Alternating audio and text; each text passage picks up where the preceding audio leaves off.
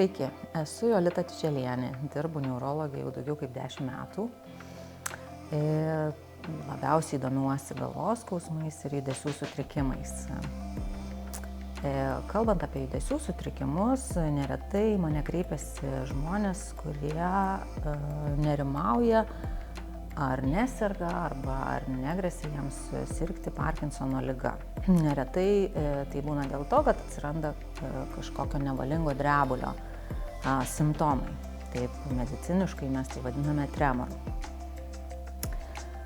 Tai didžiąja dalimi atvejų drebėjimas nereiškia Parkinsono ligos. Kur kas dažniau tai gali būti simptomas apskritai susijęs su kažkokiais pasikeitimais, neišsimiegojimu, nuovargiu, stresu, kažkokiais vaistų vartojimais, psichoaktyviom medžiagom, kartais jų nutraukimu.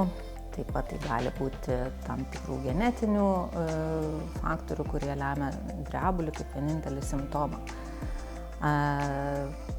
Kartais ypač vyresniems žmonėms neretai yra skiriama visa puokštė vaistų, kurie vartojami yra ilgą laiką, deriniais ir verta būtų juos peržiūrėti vėlgi laiks nuo laiko dėl to, ar visi vaistai yra reikalingi, ar visi vaistai yra vartojami ne per didelėmis dozėmis, ar negalima būtų kažko nuimti ar sumažinti. Tas irgi padės ne tik tremoriui, bet ir kitiems simptomams kai kada.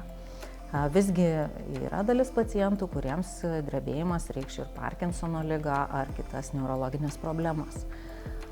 Gera žinia su Parkinsono liga turbūt yra tai, kad jeigu būtent drebėjimas, o ne sukaustymas ir kiti simptomai vyrauja ligos pasireiškime, tai dažnai galima tikėtis šiek tiek geresnės ligos eigos.